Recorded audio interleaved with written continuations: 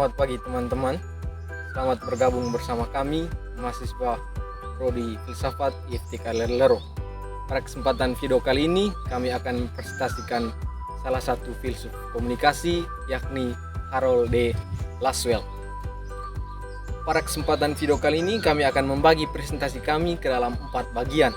Yang pertama, pengertian komunikasi menurut Harold D. Lasswell. Kedua, tujuan komunikasi menurut Harold D. Lasswell. Ketiga, model komunikasi. Dan yang terakhir, tantangan dalam berkomunikasi menurut Harold D. Lasswell. Kita simak video penjelasannya berikut ini. 1. Pengertian komunikasi. Menurut Lasswell, komunikasi adalah proses penyampaian pesan atau informasi dari satu pihak ke pihak lain. Secara lengkap, model ini menjelaskan bahwa komunikasi adalah proses di mana seseorang atau komunikator menyampaikan pesan melalui saluran tertentu kepada penerima, yang kemudian akan menghasilkan efek atau dampak tertentu pada penerima tersebut. Model ini menekankan pentingnya memahami setiap elemen dalam proses komunikasi untuk menganalisis dan meningkatkan efektivitas komunikasi. Tujuan komunikasi menurut Lasswell. Ada beberapa tujuan komunikasi.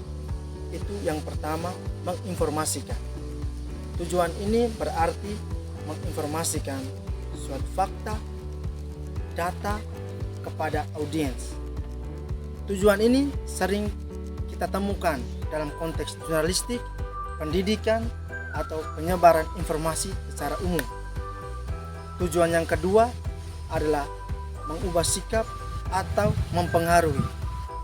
Tujuan ini berarti mengubah persepsi, opini dari audiens mengenai suatu fakta atau juga mengenai suatu isu. Tujuan ini sering kita temukan dalam iklan ataupun dalam kampanye ataupun dalam propaganda. Tujuan yang ketiga adalah menggerakkan tindakan. Tujuan ini berarti komunikator berusaha menggerakkan para audiens untuk bertindak atau melakukan sesuatu seperti membeli produk ataupun mengikuti suatu instruksi. Tujuan yang keempat adalah membangun hubungan.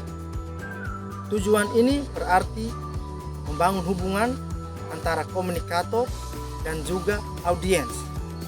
Tentu saja tujuan ini menjadi tujuan yang penting dalam komunikasi, yakni membangun suatu hubungan interpersonal antara komunikator dan juga audiens. Dan tujuan yang terakhir, tujuan yang kelima adalah menghibur. Tentu saja setiap informasi, data pasti akan menghibur para audiens, yakni untuk mengisi waktu luang mereka dan juga hal-hal yang lain. Yang ketiga, model komunikasi menurut Harold Lasswell. Lasswell menggambarkan komunikasi dalam model sederhana yang kita kenal dengan model komunikasi Lasswell atau formula Lasswell.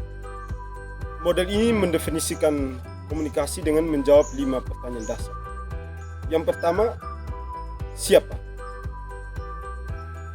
Pertanyaan siapa ini merujuk pada komunikator atau siapa yang mengatakan. Komunikator adalah orang yang memulai komunikasi dengan menyampaikan pesan. Komunikator bisa berupa individu, kelompok, organisasi, atau institusi. Aspek ini mencakupi aspek kredibilitas, karakteristik, dan motivasi komunikator. Yang kedua, mengatakan apa. Mengatakan apa merujuk pada pesan, yakni isi atau informasi yang disampaikan oleh komunikator.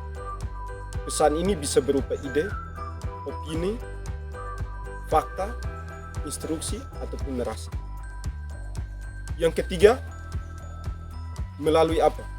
Pertanyaan ini merujuk pada sarana yang digunakan oleh komunikator untuk menyampaikan pesan. Sarana bisa berupa media komunikasi seperti telepon, WhatsApp, dan juga media sosial seperti internet, Facebook, Instagram, YouTube, dan sebagainya. Yang keempat, kepada siapa? Pertanyaan ini merujuk kepada orang yang menerima pesan dan komunikator atau audiens. Analisis terhadap audiens meliputi aspek demografi, psikografi, kebutuhan, dan preferensi dari mereka. Yang kelima, pertanyaan dengan efek apa? Pertanyaan ini merujuk pada perubahan yang dialami oleh audiens setelah menerima pesan dari komunikator. Perubahan ini bisa bersifat kognitif, yaitu peningkatan pengetahuan ataupun pemahaman, afektif, perubahan sikap dan perasaan, atau juga behavioral, itu perubahan tingkah laku. 4. Beberapa tantangan dalam komunikasi menurut Harold D. Laswell. Laswell mengidentifikasi beberapa tantangan dalam komunikasi yang dapat mengganggu efektivitas dalam penyampaian pesan. Yang pertama, kredibilitas komunikator. Tantangan ini berkaitan dengan siapa atau orang yang menyampaikan pesan. Jika seorang komunikator tidak kredibel atau tidak terpercaya oleh audiens, pesan mungkin tidak akan diterima dengan baik oleh audiens. Kredibilitas dapat dipengaruhi oleh reputasi, keahlian, dan integritas dari seorang komunikator. Tantangan yang kedua, kejelasan dalam penyampaian pesan. Pesan harus disusun dengan jelas dan mudah dipahami. Kesalahan dalam penulisan, ambiguitas atau kompleksitas yang berlebihan dapat menghalangi pemahaman audiens. Kejelasan juga mencakup penggunaan bahasa yang sesuai dengan target audiens. Tantangan yang ketiga, pemilihan saluran yang tepat. Memilih saluran komunikasi yang tepat sangat penting. Setiap saluran memiliki kelebihan ataupun kekurangannya sendiri. Misalnya, pesan yang kompleks mungkin lebih baik disampaikan melalui media tulis daripada lisan. Selain itu, saluran yang dipilih harus sesuai dengan kebiasaan dan preferensi dari audiens. Tantangan yang keempat, kondisi dan karakteristik audiens. Pemahaman yang kurang tentang audiens dapat menjadi tantangan besar. Audiens yang berbeda mungkin memiliki latar belakang yang berbeda pula. Hal ini terutama pada nilai, kebutuhan, dan preferensi yang berbeda pula. Tantangan yang kelima, hambatan fisik dan teknologis. Hambatan ini mencakup gangguan fisik seperti kebisingan lingkungan, jarak, atau masalah teknis dalam media yang digunakan. Misalnya, gangguan internet atau kualitas audio yang sangat buruk. Hambatan ini dapat mengganggu penyampaian dan penerimaan pesan. Hambatan yang keenam, konflik nilai dan budaya. Perbedaan nilai dan budaya antara komunikator dan audiens dapat menjadi tantangan yang signifikan.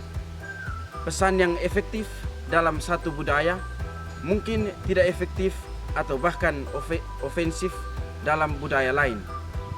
Komunikator harus sensitif terhadap perbedaan budaya dan nilai dalam merancang pesan mereka. Sekian dan terima kasih.